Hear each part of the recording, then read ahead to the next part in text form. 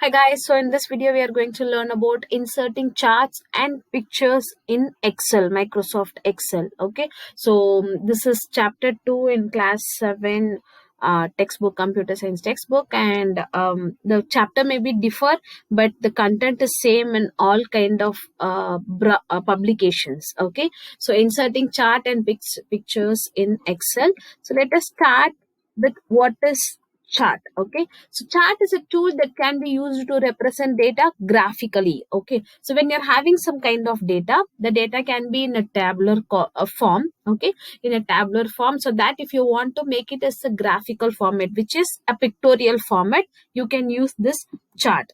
Okay, so charts can be read and understood quickly when compared to data in a tabular form. So that's what I meant.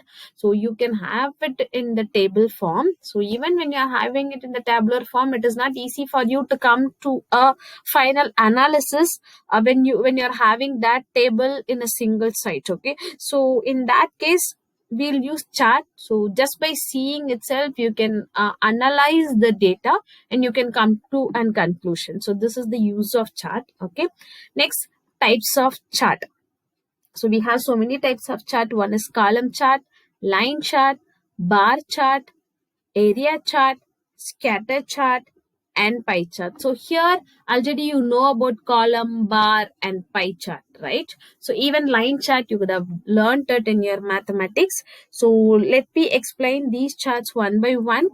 Now I'm going to show you how to insert chart and how to use the chart in your Excel sheet. Okay, for that let me go to the Microsoft Excel now. So here is our Microsoft Excel workbook, and here I'm going to just type some data to create a chart. Okay, my data is ready now. Now let me show you how to insert chart. So okay, so first, to insert chart you should have a data in your table. Okay, without having the data you cannot create a chart. First, select the data, go to insert tab in the ribbon. From these options you have charts over here. Okay, so here we have all types of chart. Whichever type you want, you just click on this triangle which is present near the chart type, and you will be getting so many designs. Okay, whichever design you want, you just click on it, you will be getting the chart. Okay, so inserting chart is so simple. Just type your data, select it, go to insert tab and select the type of the chart. And if you want to change the type, nothing else you need to do, just click on the chart, go here and click on the type. That's it. So this is column chart. Okay, column chart and bar chart are more over same. Then let me show you the line chart. So here is the line chart. Okay, just marking the numbers and connecting the lines. And then area chart. Area chart is present here in line chart itself. Then we have scatter chart. This is scatter chart. Then pie chart. So here is pie chart. Okay, so these are the types of chart, all the types I just showed you, and whichever type you want you can just have it. So let me go back to column chart, so that is easier when we are having it.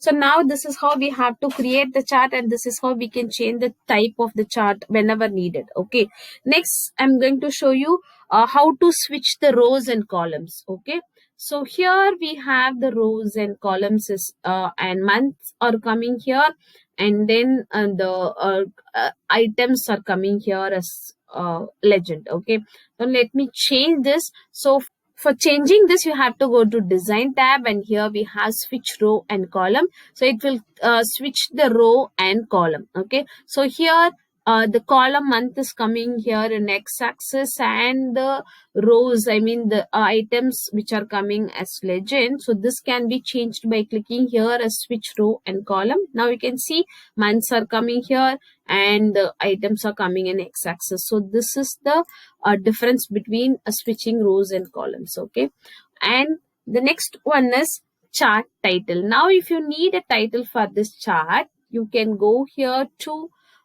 add chart element under design tab, go to add chart element. Here all the elements are here. The third option is chart title, And if you're using the olden version of Microsoft Excel, you will be having a chart layout tab. Under chart layout tab, you will be having this. I'm using the latest version of Microsoft Excel, so it is coming add chart element. Okay. If you're not having this version, and when you're using the older version, you will be having layout as a new tab here. You will be getting 3 new tabs when you insert this chart.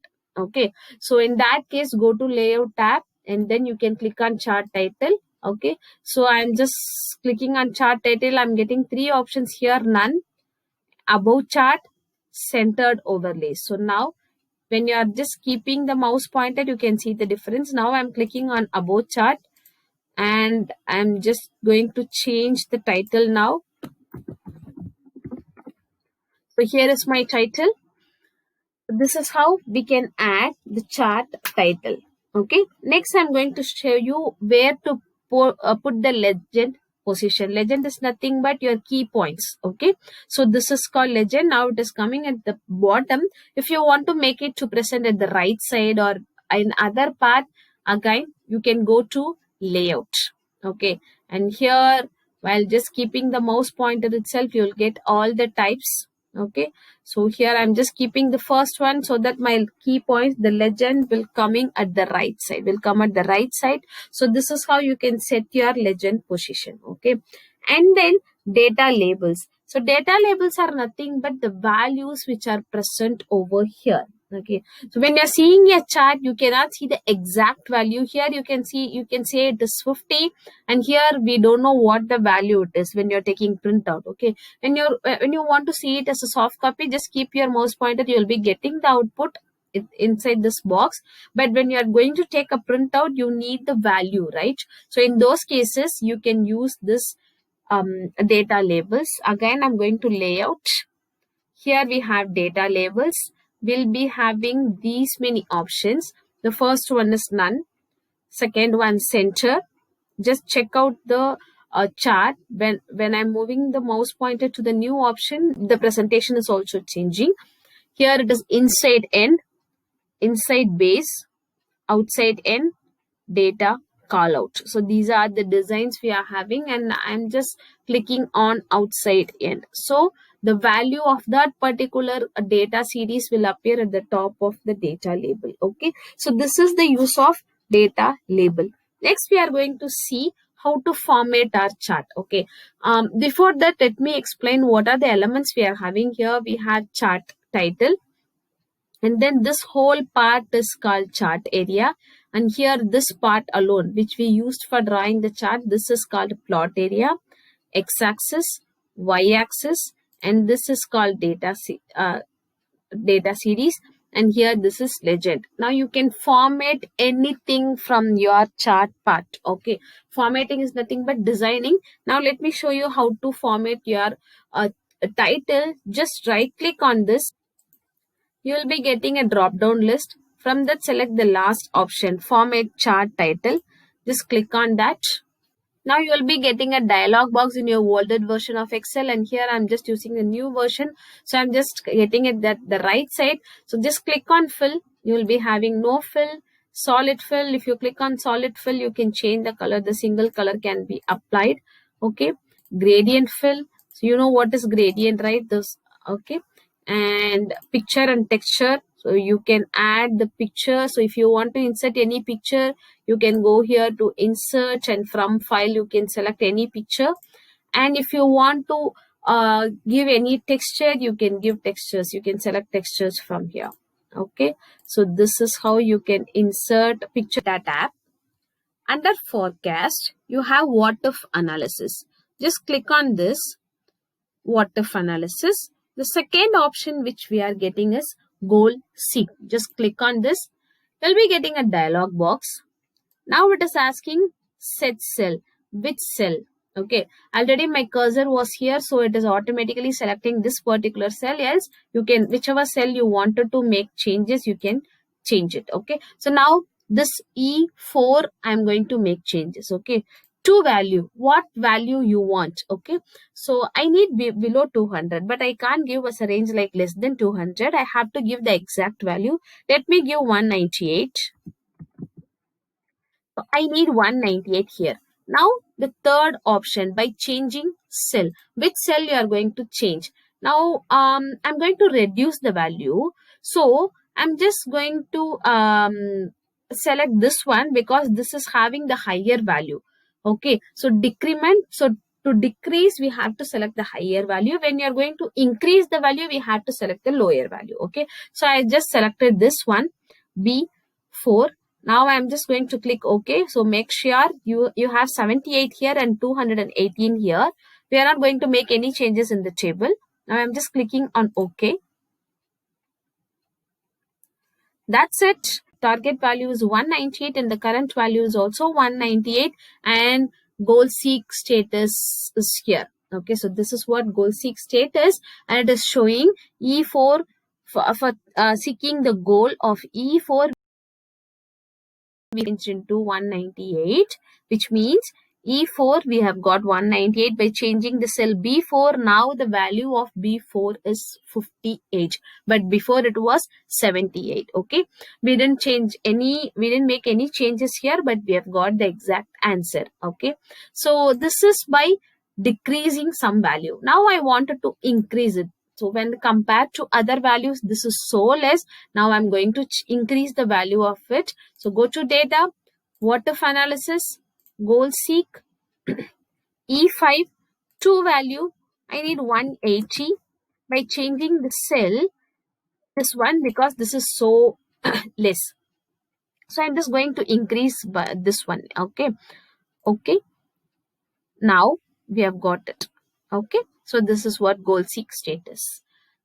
So this is how goal seek is working. So when you are doing with one or two values, you may think like this is so easier. Why we have to do all these options directly? We can change. But when you are working with a larger data, when you are working with like salary and then with some bigger data, you will find this as the easiest one. Okay. So this is the use of goal seek. Next, we are going to learn about grouping and ungrouping worksheets. What is grouping and ungrouping worksheet? In Excel, worksheets can be combined into groups. How we are grouping the students together. In the same way, even the worksheets can be combined. So what is the use of combining these worksheets?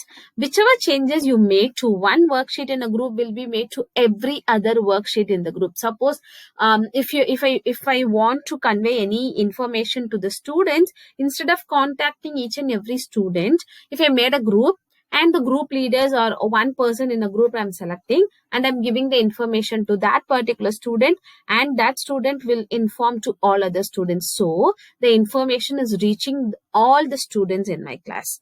In the same way, whatever changes I'm making here in one sheet, all the other sheets which are grouped together can get the same formatting. Okay, let me show the example for this. Now sheet 1 we are working on. I'm inserting sheet 2 by clicking on the plus symbol. It is blank. I'm inserting sheet 3. It is also blank. I'm inserting sheet 4. It is also blank. But how to group the sheet? We have to click on the first sheet. Now I'm there in sheet 2. I'm just going to group sheet 2, sheet 3 and sheet 4. Sheet 2 I just click. Now by pressing Control key, I'm just going to click on sheet 4. Just watch the color of the sheet 3 and sheet 4. It is in gray color. Now I'm just pressing the Control key and I'm just clicking on sheet 4. Now you can see book 1 group. Now all these 3 sheets are grouped together. So if I press Control key, you can group the sheets one by one. Okay. When you press Shift key, see all the sheets names are coming in white in color now. So now I'm just going to press Shift key. All the sheets are grouped together. To ungroup, again you have to press Shift key. That's it. Now I'm going to press Control key. I'm just grouping it one by one. Now I'm going to Home tab. So I'm just going to type some headings like subject, and the subject I'll type in each and every sheet. Now serial number, name of the student, exam 1, exam 2, exam 3 marks. Okay, and here I'm just going to apply the border. So serial number, I'm just entering even the serial number. Name, I can copy from anywhere. Okay, so I'm just typing the names. That's it. So now only mark entry is pending. Now I'm just going to ungroup the sheets by clicking on Shift key. Now go to sheet 3. Now we are in sheet 2. I'm just going to click on sheet 3. We are getting the same data. Sheet 4, same data. So we just given the information in sheet 2 only, but sheet 3 and sheet 4 are having the same settings. Okay, all the informations are applied. Now we just ungrouped it. Now let me type some marks here. Let us go and check in sheet 2. There is no marks here for first student. Sheet 4, no marks because we ungrouped it. So this is the use of grouping and ungrouping your workbooks, worksheets. I think all these concepts are clear now.